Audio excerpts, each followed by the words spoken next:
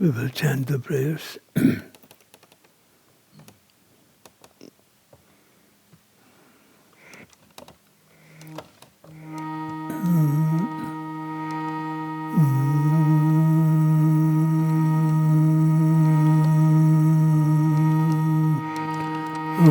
Asato ma sadagamaya tamaso ma jyote gamaya mrityo ma amritam gamaya gurura brahma gurura vishnu gurudeva maheshwara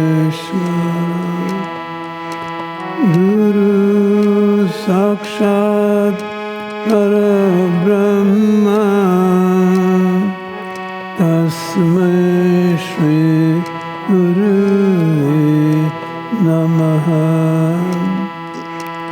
Om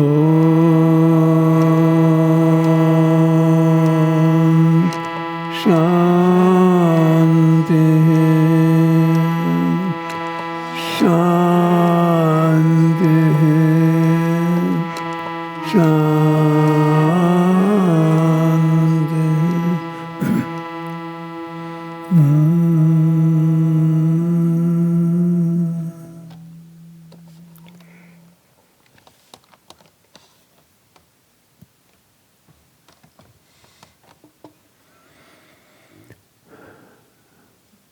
Just as the sound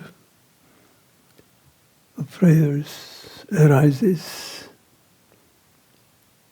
from the silence and merges back into the silence. So silence is the ground of the sound. Formless creator is the ground of forms that are created.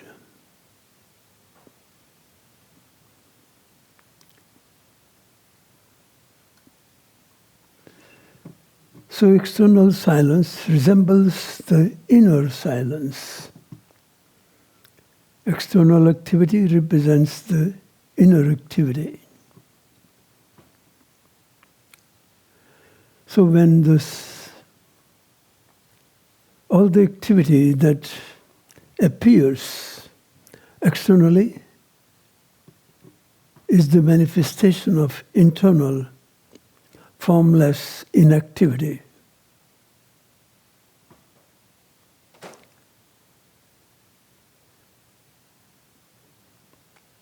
So what you externalize in the form of prayers, its source is formless oneness, presence that also lives within you. Just as formless presence is omnipresent presence, formless presence within is also omnipresent presence.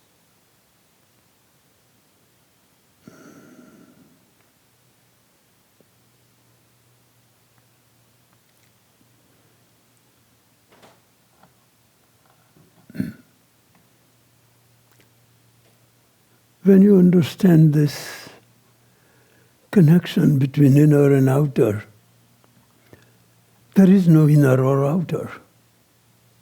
It's all the one.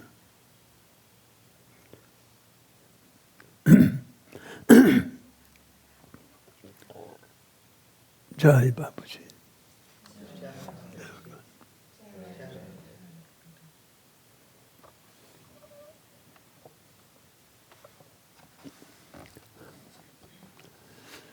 our prayer that says,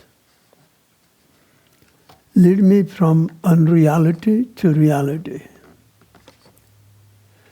That's the whole practice of I am yoga. Lead me from darkness to light. Darkness represents who I am not. Light represents, lead me to who I am. Do you understand this prayer? And then it says, lead me from time-bound ego mind that I am not, to timeless Amrita, the nectar of immortality that I am. Mrityorma Amritam Gamaya. Amritam means Amrit. That happens to be my name. But it is precisely the meaning of Amrit is nectar of immortality. It takes you to the bliss that you are. In scriptures, who we are is described as Sat Chit Ananda. Ananda means bliss. And who you are not means seeking pleasures and messing up and becoming victim of pain that is caused by it. Did you hear that? One sentence says everything. So all our entire life, if you see any human being in the humanity, you will find that almost everybody is looking for happiness, pleasure, love, fulfillment. And in the process of seeking happiness, it creates misery and unhappiness. Why? Because you are seeking it from other or outside, where it cannot be found. Because you are it. Thou art that. You are the one who is the Amrita, the nectar of immortality. That's what thou art that. Means that which you are seeking is thou, you. So you are, that is, means you are the love that you seek outside. And when you seek outside, you move further away from the source of love that you are. God is love. What is the definition of, what is the experience of God? What is the experience of love? Oneness, harmony. In everything you do, everywhere you go, everyone you are with, or you feel the sense of harmony. So when you practice this real I am yoga, you are in harmony with your own higher self, impersonal self, formless state of being, the omnipresent presence. Only formless can be omnipresent. Only space can be omnipresent. No matter how big the object is, it cannot be omnipresent. The objects are the contents. Space is a container. So also, internally, you are that omnipresent, space-like presence. And all the objects that appear in it, call your thoughts, your emotions, your fears, your attachments, your self-concepts, conceptual understanding of yourself, other, and the world, are the objects of that are built within the container consciousness that I am within. Do you get it? Does it make sense? If you understand this, then you know what was in ancient days called the secret teachings or sacred teachings. They are all, once you don't understand this, you have to accept it as a belief system. Then different religions, they create different beliefs around this understanding, and they believe in what they hear. they don't have a direct access to experience the oneness that God is within you. So God cannot be experienced. Like if you see God outside, what would you do to experience oneness with that God? That itself shows you that oneness can be the only direct experience within yourself. That means God is within you. Do you get it? Do you get it? May I ask a question about it? Yeah? You know, in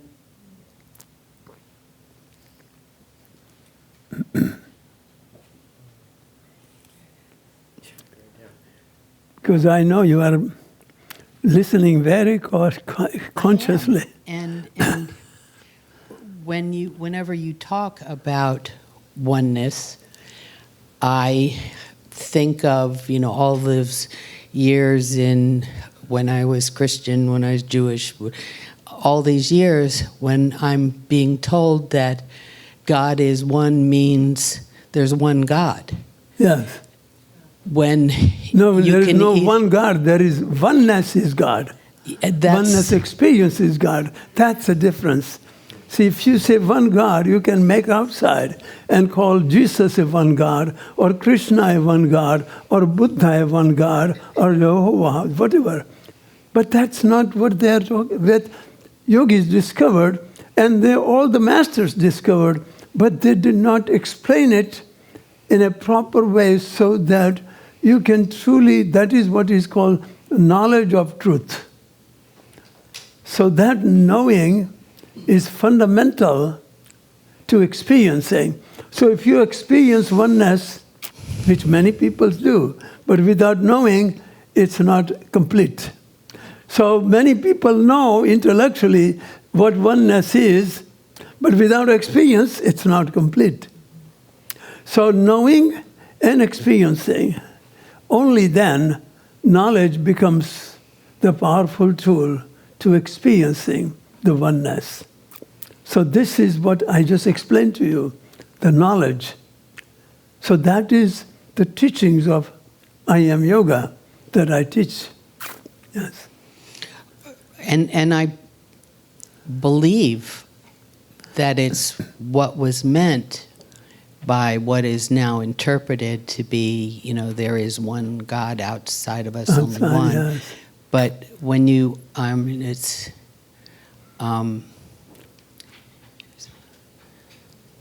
the thing that Jews repeat, you know, it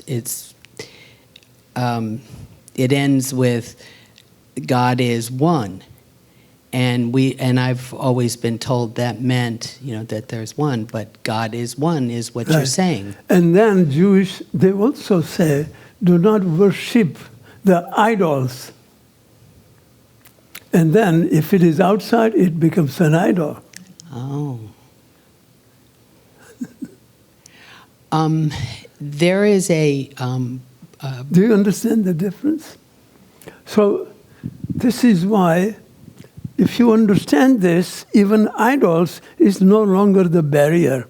Your belief system is also an idol. Do you understand? So, do not worship your belief system. Do not worship your body either. Just know how to bring prana that is in oneness with God. It is the other half of God.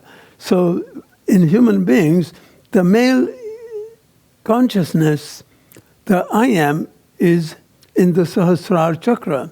It is inborn within us as a divine potential.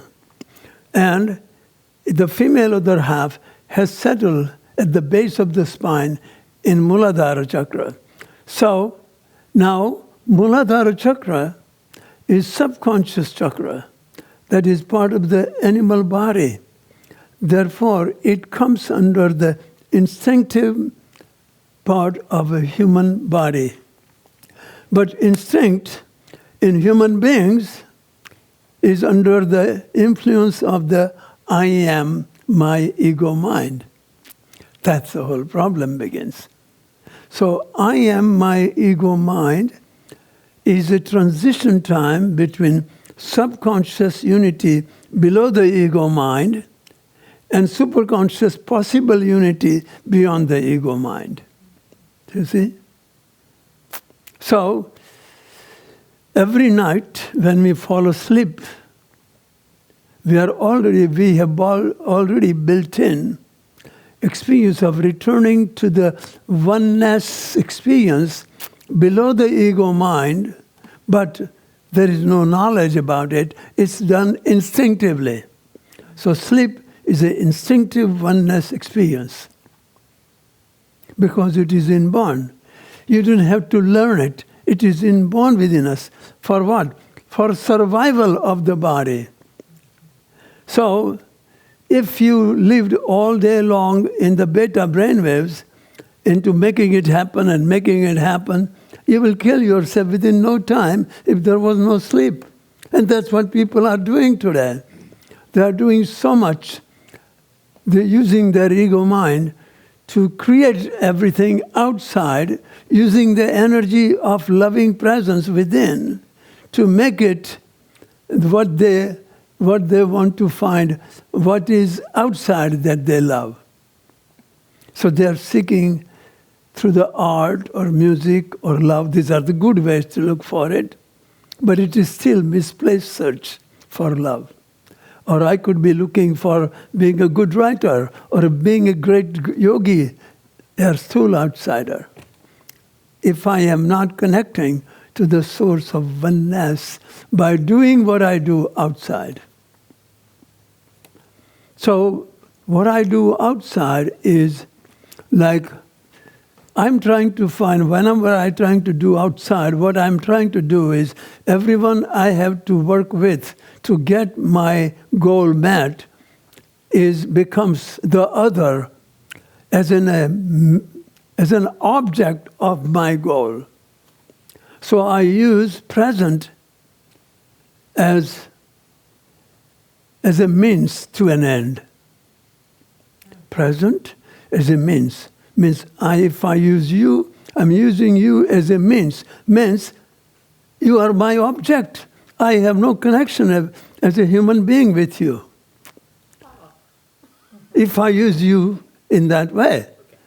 That's what husband does to the wife. And wife does to the husband. Parents do to the children. Children do to the parents. Guru does to the children. Disciples do to the guru. If they don't understand what I'm talking about. Do you understand that? So then, when you are loving somebody else, and you expect the love to come from that, you are trying to get the expect to come from the object of love, not the subject, which is the source of love. So that is why they say instead of asking for, that's why I have written that, instead of asking for love, be loving. Instead of asking for acceptance, be accepting. Instead of seeking approval, give approval. Job is done. You're not seeking, you are giving. So giving becomes receiving. That's why Bapuji says, the key that opens your heart is locked in the heart of other. So if you open by giving them love, you open their heart, your heart opens. Simultaneously. That's the meaning. So in the practice of I am yoga, so ordinarily yoga is practiced as a physical discipline. Physical discipline means you are practicing through only one part of many different parts through which consciousness manifests as a physical body.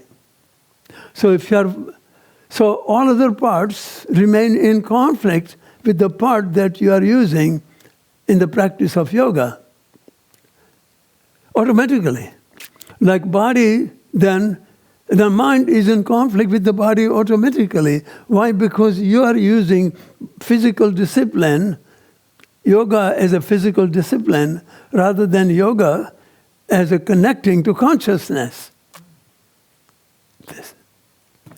consciousness that I am. So that is why our practice of I am yoga is very different than any other practice of yoga in the world, if it is not the same purpose as what Patanjali said. So the scripture of Patanjali Yoga Sutra says that yoga means witnessing the modifications of the mind. So when you practice as a physical discipline, what are you doing like if you have practiced Hatha Yoga as a physical discipline, you would notice that as you are practicing asanas and you come across some of the stiffness in your body, some pain in the body, some fear in the mind, oh, this posture will hurt me. So these are all conditioned reactions built into your past in your body of self-image. Now, self-image is interacting with the body, which lives in conflict with the consciousness within. Self-image already is living in separation from the living presence within.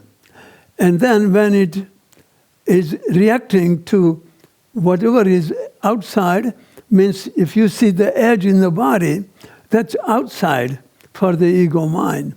So it engages into fight or flight reaction. So that means you are practicing yoga for integration of body, mind, heart, and soul. And you, just from the very beginning, you practice yoga as conflict between body and mind. How many people practice yoga as conflict while they are doing so-called yoga postures on a yoga mat? And to perform conflict on a yoga mat, which is supposed to be the mat on which you practice yoga, and you practice conflict, that's very irreligious mat. Stand in religious ground. Because conflict is no, not right now, maybe you can write down if you don't mind. So this is such a simple thing. So the meaning of the practice of yoga is integration. Restoring harmony where there is chaos. Restoring balance where there is conflict. And then, all over the world, people are practicing conflict on the yoga mat, and they don't get such a simple thing. That yoga means witnessing the modifications mind, then only you can be in a mind-body co-creative interaction rather than conflict-creating interaction. That is what is called Chitta Prana Kriya. Body-mind in harmony. This is the real thing. So how can you bring body and mind in co-creation that are already established in conflict-creating interaction all your life and many lifetimes? So every time you react to anyone, anything, or any place, you are in body-mind conflict. So if you react to 10 times in one day, you didn't react to 10 different places at one time. You reacted to yourself 10 times. Does it make sense? But this is what that means. The ego is masochistic. That means it has established all its ways of how to destroy your health, peace of mind, and all relationships. That's it. And then you don't know that you are doing it to yourself. So how to prevent it? And is there another way of being? That's what yoga, this is what I have built into Bapuji's teachings, into the practice, so that you can understand this whole thing about Chitta Prana in a very detailed way as to how your mind is interacting with what appears outside to the body. So in the body, when you are practicing yoga postures, what are you reacting to in your body? You're reacting to what? Like pain in your body, some inhibitions that are in your body, some tensions that are built, some inflexibility that is built in your body, some obesity that is built into your body. So, what is that? Who created it? Body created it? Body went to every day into food and body said, I'm going to eat as much as I want, I'm going to be happy with it. No, mind got you into it. Did body say, I should be angry with somebody insults me? No, your mind said. So all the symptoms and the effects that appear as a stiffness and pain and inhibitions in your body are built by ego mind in your body. So what is built by ego mind in your body are called the effects. The cause is ego. So when you practice on the surface, ego mind is managing your body's inhibitions. So body can fight and remove the inhibition that appears on the surface. But ego mind is the problem that caused the surface, cannot remove itself. Do you get it? So what is yoga? Why I am yoga? Because that's why from the very beginning I said Kripalu yoga, meditation in motion. I am yoga, meditation in motion. That's what Patanjali says. You cannot even enter the dimension of yoga. I mean, after you just practice ego for a long time, and then you practice meditation after you have done ego-based practice of yama, niyama, asana, pranayam, pratyahar, dana. Now you start getting rid of the ego. No, you don't build ego and then get rid of the ego. You get rid of the ego from the very beginning. That's what Patanjali meant. Your yoga means witnessing modifications of mind, disengaged from the ego mind that you are not, that simultaneously reconnects you to who you really are. Do you get that? This is so important. Like when I had the original experience in 1970, I just saw the beginning glimpses of what I saw. But now it is blooming and bearing the fruits now in my life and in my teaching.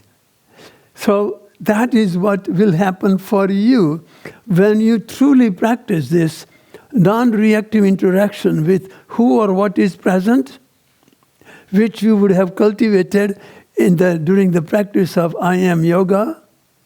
You would have learned consciously how to go beyond the ego mind, the darkness, how to go beyond the unreality or the unconsciousness that lives in you in the form of reactive perceiver. It does not live in reactively perceived objects. Did you hear that? It really lives in the reactive perceiver. So you disengage from the reactive perceiver, which is the cause, effect of which appears no matter where you go, what you do, or who you are with. If you are doing yoga, it appears in yoga.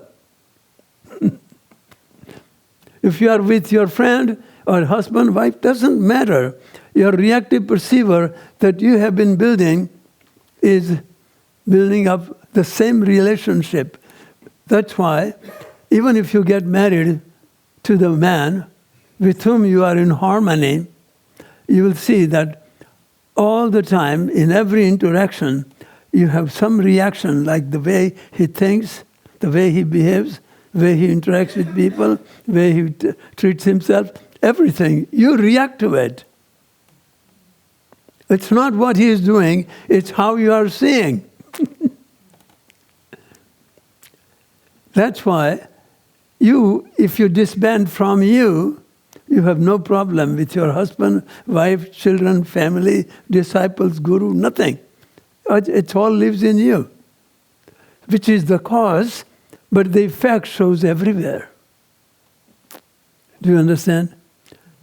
So once you learn how to disengage from the reactive perceptions, you disengage from the reactive perceiver. Perceptions are about the object, perceiver is the subject. So reactive perceptions are about others. Reactive perceiver is me. Do you understand? So if I disengage from reactive perceiver, what am I doing? I'm practicing prana, connecting to prana, rather than prana guzzler, the ego mind. The prana that abducts, the ego mind that abducts the prana. Every reaction, you are abducting your own prana to use for ego mind to fulfill your self-concepts, conceptual understanding of others and the world. You are moving away from the source of oneness presence within. Period.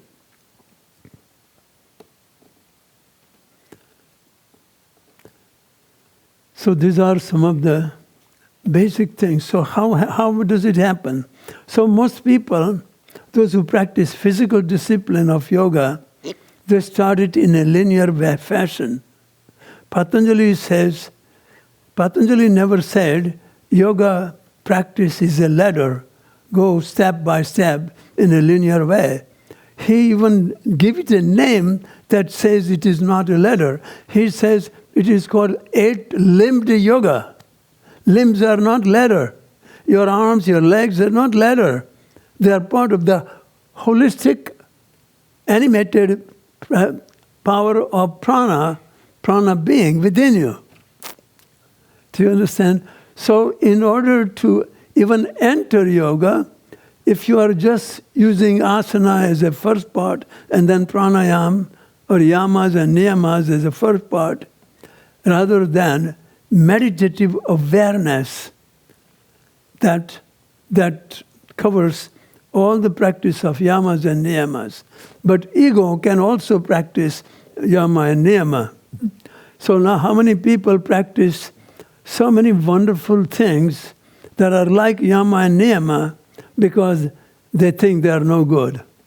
They feel they have a very bad self-concepts about themselves. And then they are practicing. So that means they are practicing ego, using yama as a name of yama. But ego is practicing. So when I was very young, Babuji talked about brahmacharya so much. He says, ahar shuddhi, chitta suddhi, brahmacharya.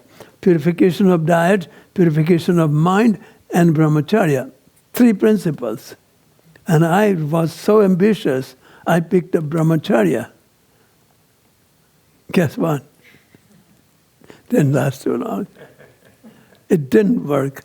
Why? Because, and then, even though I was practicing so-called very powerful, one most important part of asana, yamas and niyamas, brahmacharya, because it was ego that was practicing, when I failed, I got very upset with myself. Now, brahmacharya disappeared.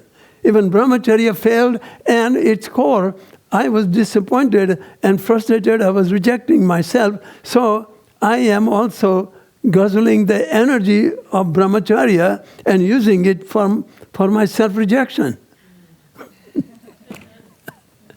So even the asana and prana, even yamas and niyamas, when you practice for ego, ego can practice from fear and self-rejection, good things. But fear is leading, then you're not going too far with it. So Patanjali was masterful. He said you cannot even begin the practice of yoga without entering into it through the medium of witnessing the modifications of mind.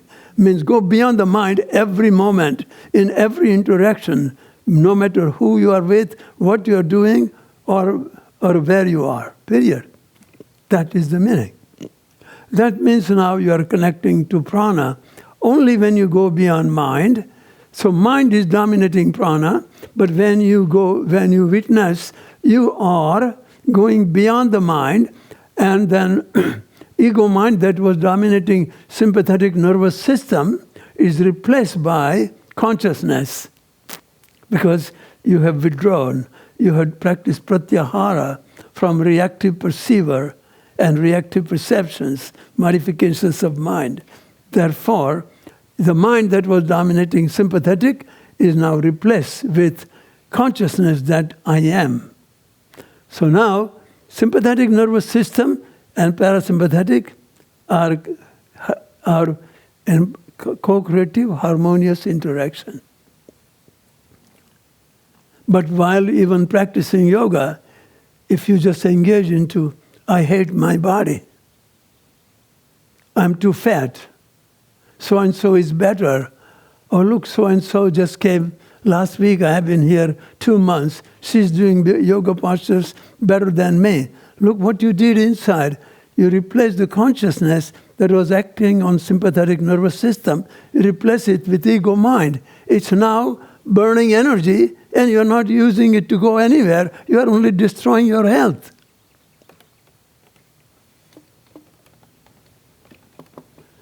Does it make sense?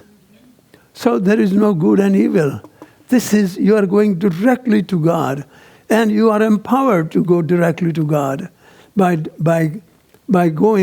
replacing consciousness on sympathetic nervous system, just by withdrawing the reactive perceptions, modifications of mind. You simply you enter into your body. Before you were in conflict with your body, now you are in chitta prana co-creation in your system. You have entered from conflict-creating, stress-producing duality in which ego mind functions through the medium of the time past. You came back into timeless, time-transcendent, co-creative interaction with what is as is. Period. With what is as is means I don't expect my body to be any different than the way it is. I am not comparing myself with others. I am not good or evil. I am not what is manifesting through my body. I am not my edge. Neither am I the edgy ego mind. Job is done. You have come to the source, connecting to the source in active interaction with reality, rather than reactive interaction with reality that you react to.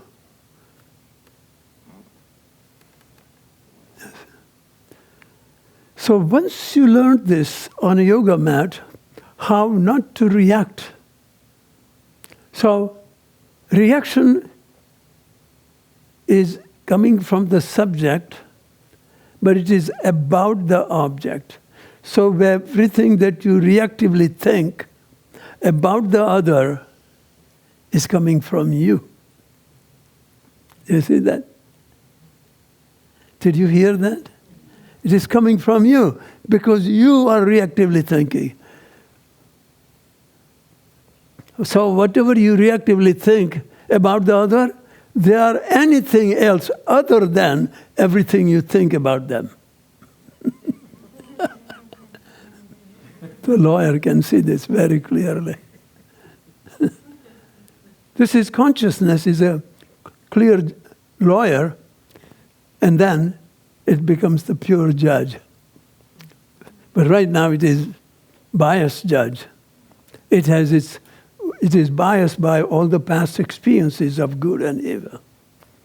It is already biased by its own reactive perceptions of reality. So biased judge is the problem in your life, no matter where you go, what you do, or who you are with. That's it. It goes everywhere you go. It doesn't, like if you want to go on a vacation and have a good time, forget about it. Judge will come with you. And it will be as upset as you are at home and you're upset about at dinner table with your husband, with your house worker, with your friends. The same thing will happen on a vacation. So once you change yourself, the whole world changes with you. That is the focus of practice of I Am Yoga. You are changing yourself. Most people live in a social worker consciousness. If they think if I change my husband or my children or my work, my whole life will be heaven.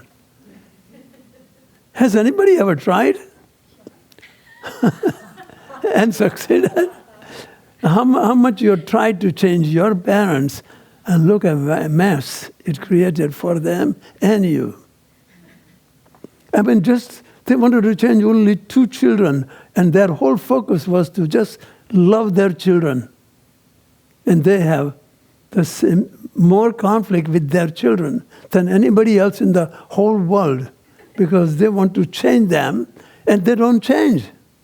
You have different idea about how they should be than the way they are being. That's the only problem.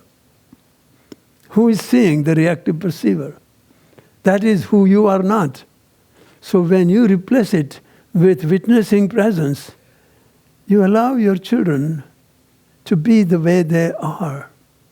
And when you are witnessing presence and you are not the judge, the manner in which you interact with them is so loving, truly loving, and not complaining or not judging. Now you can help them. But your parents didn't know how to be that way to themselves, therefore they could not be that way to you. And if you are not that way to yourself, you will not be that way to your children either. Your life will be the chain of conflict to conflict to conflict. And the love seems to be the way, and then people are so self-righteous. Oh, I love my children so much. I'm so upset they're doing drugs. I hate it. Well, am I saying let them do drugs? No, I'm not saying that. I'm just saying just diffuse your reaction and then talk with them.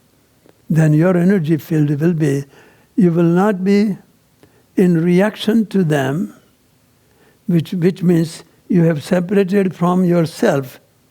And that when you are in reaction within yourself, and when you speak to them to help them to change, you will create the same reaction. You are saying, come on up with your reactions. I want to tackle with you. That's what will happen. When you participate, when you are in reaction, you are saying, igniting the fire that starts their reaction of their past. So they are insecure. They think you are controlling you are controlling them.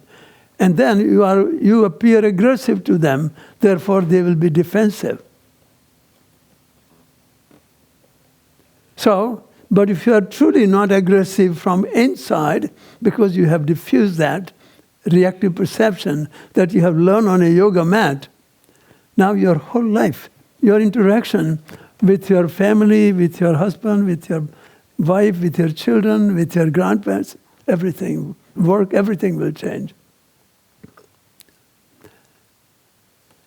So do you see how important this is? One step that changes everything, that cannot change by 10 million steps. That's what I'm saying.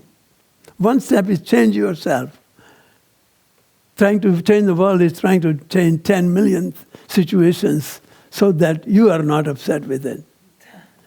I mean, how smart that is. That is called masochistic mind that doesn't understand what you are doing to yourself.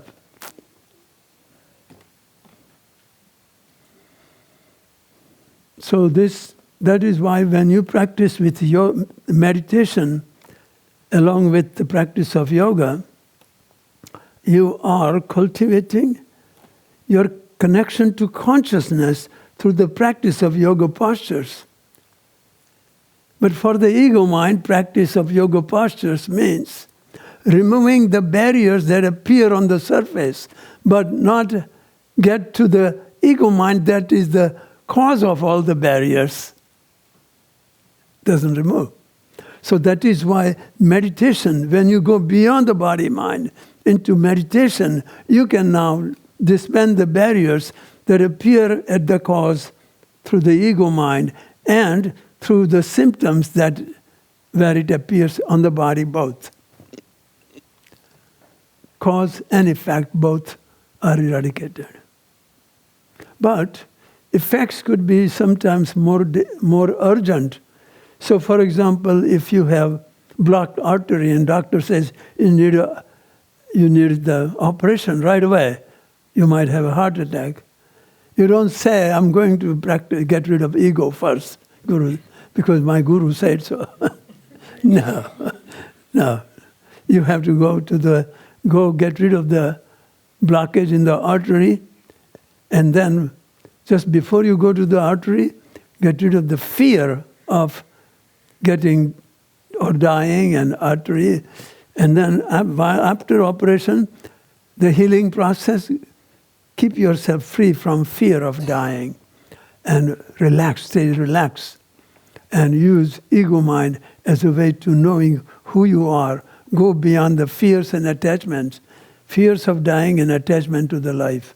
When you go through that, then now you are using both in an appropriate way, in an appropriate place.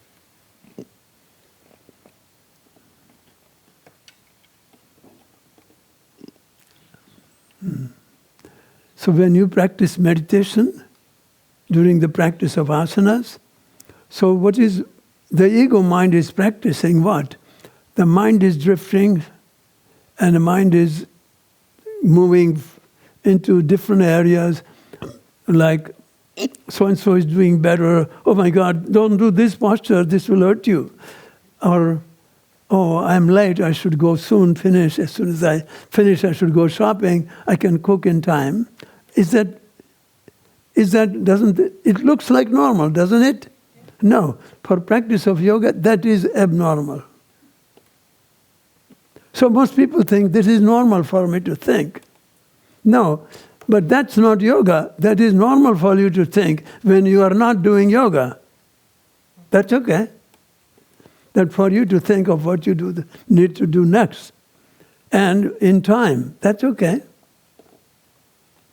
But while you are doing yoga, you have to learn how to bring your attention so that you are witnessing the modifications of mind, drifting mind, mind in conflict with your body. When you witness, the distractions of the mind progressively disappear, and then that is called what? You have withdrawn from the reactive perceptions.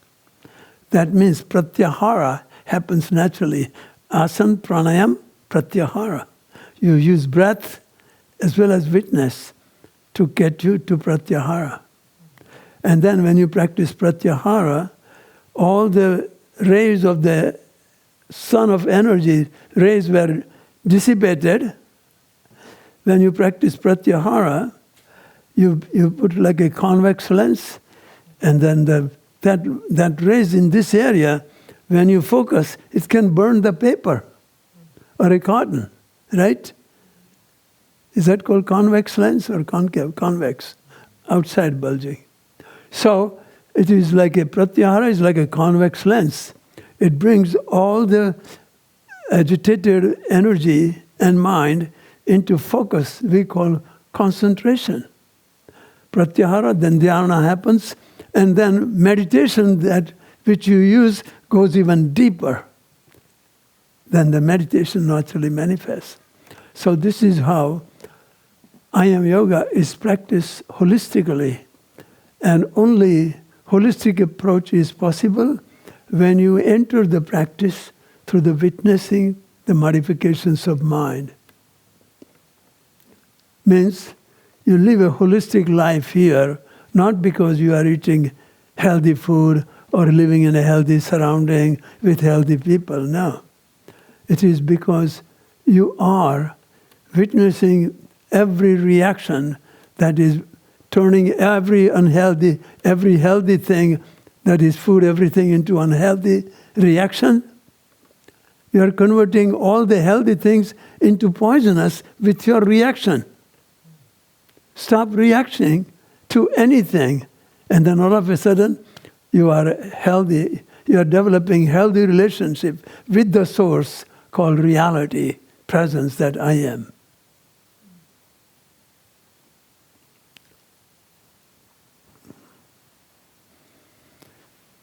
These secrets I myself didn't understand. I was from the childhood, and I didn't understand this. I even read the books, and I said, I didn't make much sense. I saw the people, and I saw them practicing phony religion and doing phony things with rituals, and it didn't make any sense to me because they were still practicing such dishonest methods and wrong things, and their life was the same. They came with me to listen to the same Bapuji stories, but their life didn't change. That doesn't mean they didn't change something here or there, but not consciously. They didn't connect to changing themselves. On the contrary, they came out judging other people who didn't practice what Bapuji said. So when Bapuji was talking about, they said, my husband should be here. My child should be here. He should listen to this. Aren't you doing the same thing? When you hear to me, is it your husband or your business partner? But who you are not here, tell him to come and listen to me.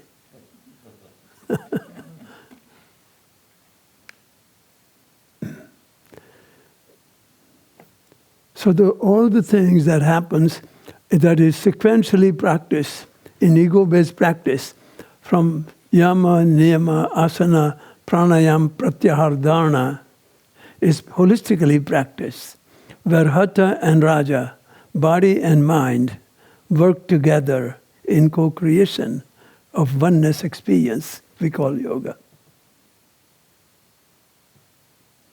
So I will suggest that take this yoga practice where you really practice on constantly you are practicing how to dismantle from your reactive perceiver the ego mind rather than fight with the reactively perceived edge in your body. So what you cultivate is non-reactive perception of reality. So that means take me from unreality to reality, darkness to light, from death-bound body-mind to deathless being that I am. Witness was never born. Witness will never die. Somebody asked me one time to ask a historical background of yoga. I said, yoga has no history. There is no history to yoga. Yoga was never born, it will never die. Because it is you. You are that yoga. Means experience of oneness, God, love, whatever you call it.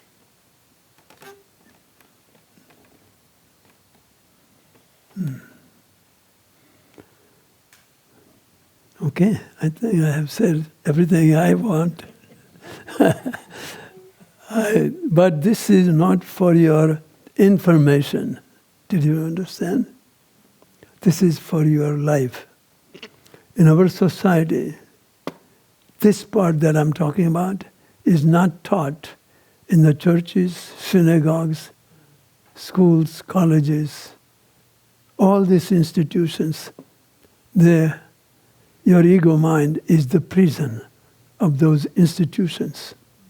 It has given you all the tools of how to make your ego more stronger and powerful to create more success in the external world. Is that wrong? No. You can still create it,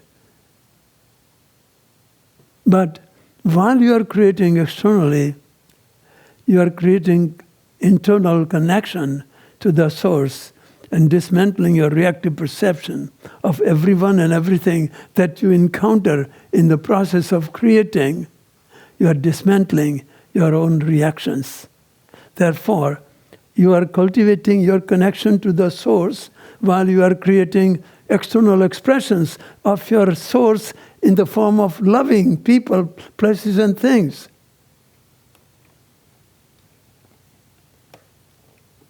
That's why I do what I do. That's why Chandrakant does what he does.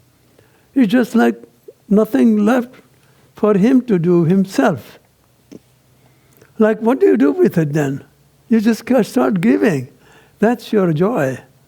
But most of the times we have so much need for our ego mind to finish our debt to the misperceived emptiness, which is called black hole.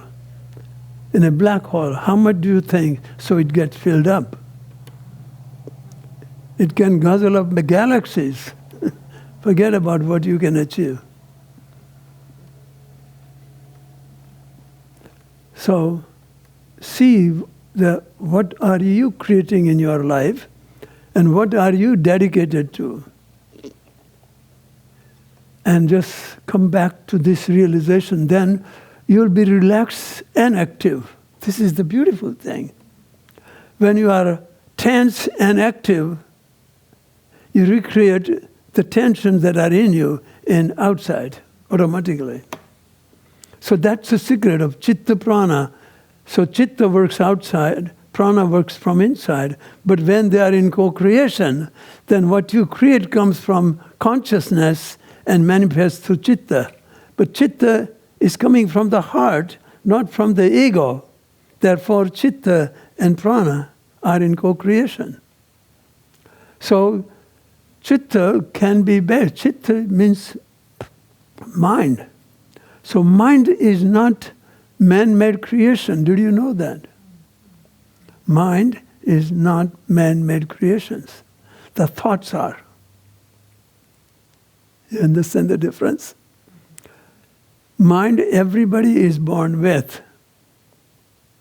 Therefore, mind could be the medium of going beyond it.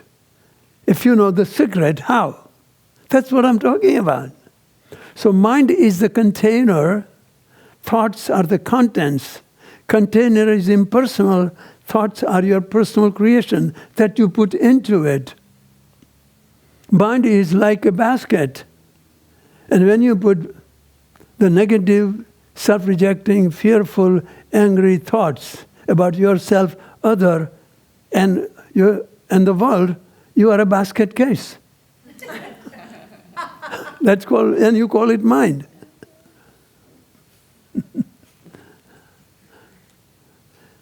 So mind is a basket. You use it to put all your thoughts into it. It's a container. It is impersonal. Contents are personal creation. That is why in yoga system you can go to the buddhi, the higher state of consciousness, where mind begins to function as discriminating factor between what is real and what is unreal. What is real me and what is not real me. When you go through that, then you go to the Anandamaya Kosha. From Vijnanamaya Kosha to Anandamaya Kosha, the bliss body, the Amrita. And then Amrita is not a philosophy. It begins to secrete when you are relaxed and when you are happy. Your body is secreting melatonin, serotonin, dopamine, all the Amrita to restore your health, vitality, and immune system automatically.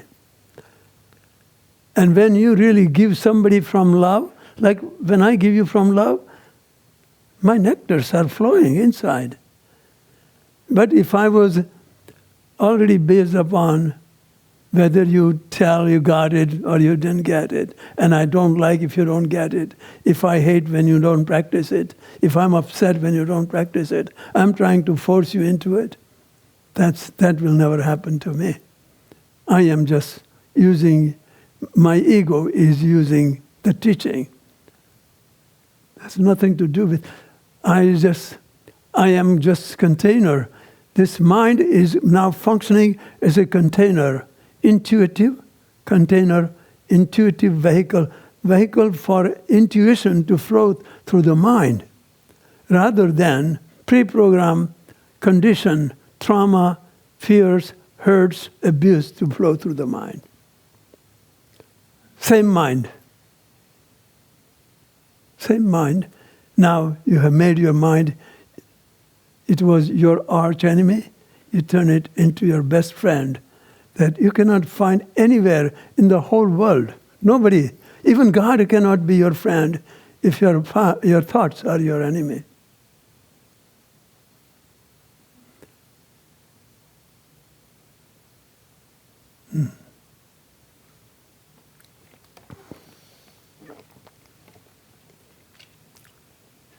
You should really listen. I think you should read my book on, there is a CD also on love and bliss. Somebody was telling me that you can use it as a meditation, because now that you understand the whole thing, when you listen to it, it's like mantra. It's like a scripture written like a sutras, very condensed forms of poetry. That when you listen to it, it is more like a meditation in action. Understanding will take you deeper. And each time you hear, something else will be revealed by the same words that you hear 20 times.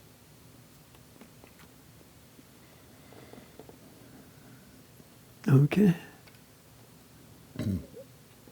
You can ask now questions.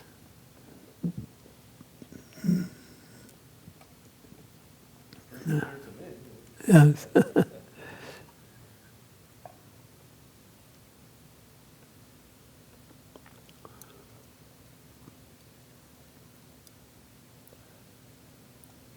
I will make a comment or two.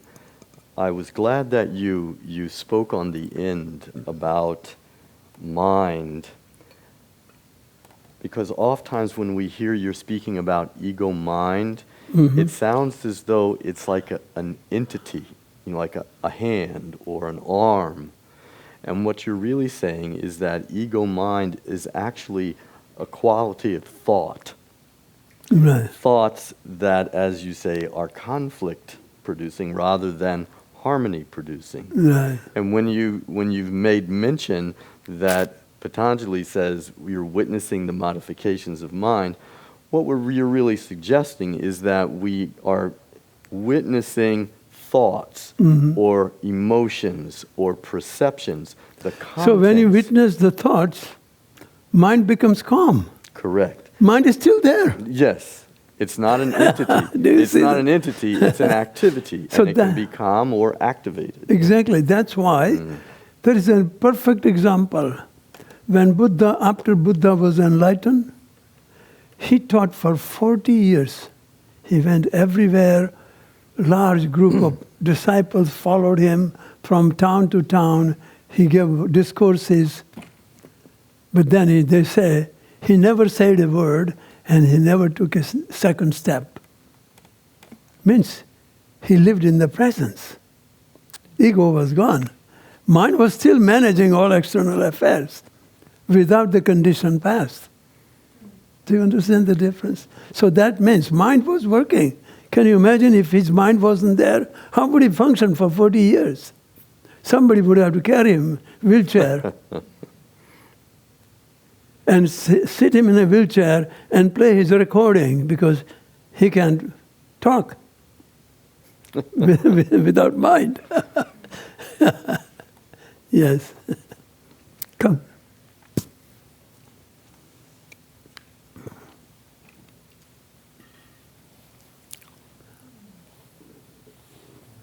Is the microphone there? Right here. At the bottom. 10 years behind. Jai Bhagwan Gurudev, I really appreciated your teaching this morning, and I wanted to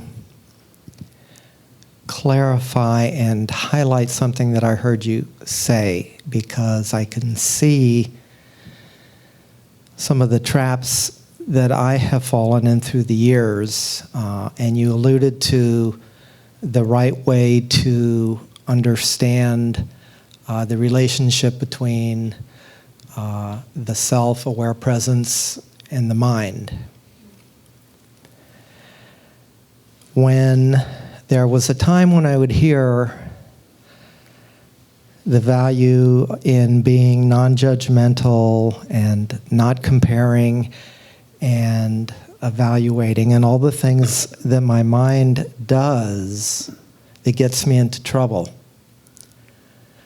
When I hear that from the perspective of the ego mind, then I believe that there's something that I have to do about this and figure out how am I going to stop all of this from happening. Right, I have to do something about it. And then about it is outside, about is coming from me. Right. So, it's coming from me, the me being the ego mind that is starting to think that I have to figure out how to make all of these judgments and comparisons not happen anymore. So when I begin to recognize through the yoga, which creates a sattvic mind for me to recognize aware presence, exactly. The aware presence that I am is already non-judgmental and non-comparing. Right. So it's not something that I have to figure out, how am I not going to do this anymore, which is the ego mind, but learn to recognize the aware presence that I am already and always, and simply come to rest in that aware presence. So it gets me out of the doer and it gets me out of the ego mind. In other words, I can become free immediately. Right. By simply coming to rest. From doing ego mind to non-doing power of presence. Into being. It doesn't need to do anything about external disturbances. And you get undisturbed. Right. So I can rest. And then what I've noticed, there's a term called prarabdha karma. And the prarabdha karma is that even when I become free, when I rest in aware presence, it's sort of like when you turn a fan off and the blade continues to spin around. There will still be those vasanas and those patterns of judging and comparison that will continue even after I realize the freedom that I am. So then I have to learn. Let me explain something that is very important. Prarabdha karma is like the pantry, where there's a lot of food there for you to finish. So there is karmic pantry of, I want to finish all that. So when you know that karmic pantry is, you don't have to solve, you don't have to eat all that food, and you get afraid, oh my God, how would I eat all this food? How would I finish all this karma? That is where it comes. So once you understand you are the presence, you don't have to worry about how much food. When it comes, it'll be done.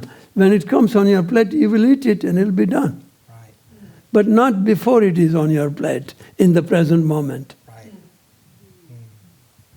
So I want to thank you for your teachings this morning. And one thing that it reminded me of is that in order for me to know myself as aware presence, I need to have a sattvic mind. If I have a rajasic mind or a tamasic mind, I can't retain that knowing of who I am.